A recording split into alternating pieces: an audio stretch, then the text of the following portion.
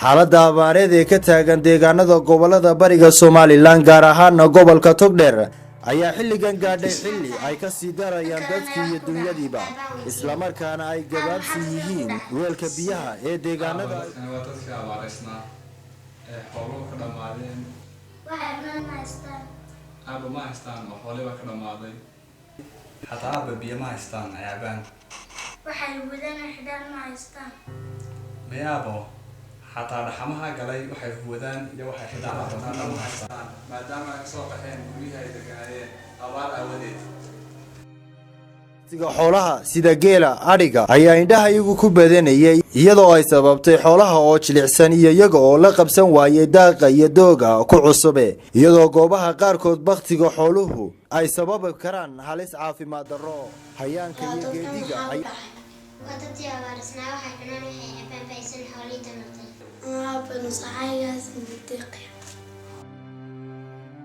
أنا بشتغل صوصينة لحد كودان أنا بروح متعب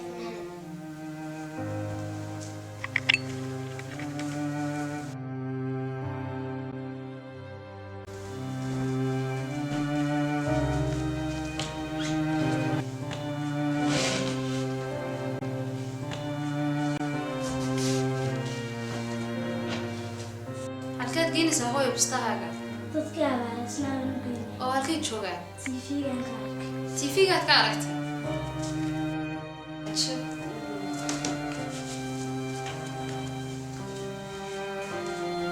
dadka xoolo dhaqatada ah ee gobolada Saraag iyo galbeedka gobolka Sool iyo Saraar oo ah gobolada ay abaartu sida baan u saameysay isla markaana ay ka soo barakaceen dadka iyo dunyaduba ku dhawaad 60 kiiloomitir oo isku wareega oo ku xeeran deegaanada Qorlugud iyo Buuhoodle ayaa aaway u noqday dadweynahan xoolo dhaqatada ah ee aan kor ku soo sheegnay goobahaasi oo ay ka daayeen roobab teelteel ah oo daay kaliishii dayrtii horaanteeda aniguna intaasaan ugu deeqay oo dadka abaaraysan waa in la caawiyaa oo waxaa lagu dhaamo la siiyaa waa sidaas dadkeena abaaraysan ee tabaalaysan ee abaaru kala caymiyeen ee xooluhu ka dhamaadeen aan caawinaa waajibna saaran dhammaanteen qoys ahaan iyo bulsho ahaan